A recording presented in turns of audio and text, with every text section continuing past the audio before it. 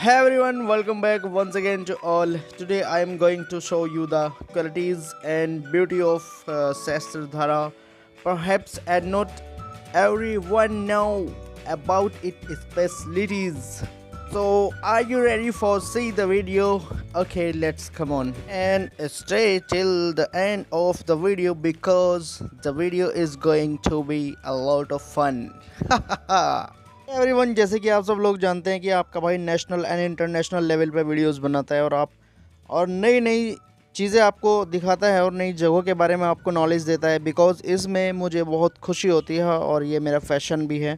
तो आज फिर से आपके लिए एक नई लोकेशन पर मौजूद हूँ जिसका नाम जो कि मौजूद है देहरादून शहर से की दूरी पे, और ये लोकेशन फ़िलहाल काफ़ी ट्रेंडिंग में चल रही है।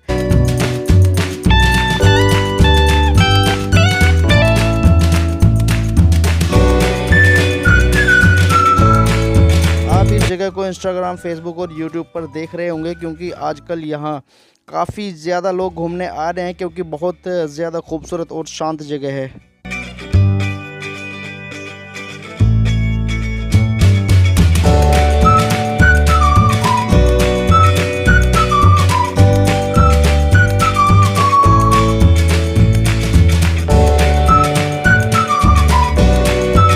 फिर से एक नई लोकेशन पर मौजूद हूँ जो कि उत्तराखंड की बहुत ही खूबसूरत और टूरिस्ट पिकनिक पॉइंट में से एक है। यहाँ देश और विदेशों के कोने कोने में से लोग यहाँ पिकनिक मनाने आते हैं। अगर आप भी इस खूबसूरत सी जगह अपनी फैमिली के साथ घूमने जाना चाहते हैं तो इस खतरनाक सी गर्मी से बचने के लिए ये डिसीज़न सबसे अच्छा हो सकता है क्योंकि यहाँ ठंडे पानी में नहा सकते हैं और मौज मस्ती कर सकते हैं। इसके अलावा और मज़ेदार तो बात यह है कि यहाँ फ्री के पानी में नहाने से आपकी त्वचा के रोगों से छुटकारा मिल सकता है क्योंकि ऐसा कहा जाता है कि किसी पुराने ज़माने में यहाँ किसी फ़कीर ने बैठ करके जो है इबादत की थी और तब से इस पानी में शिफा है।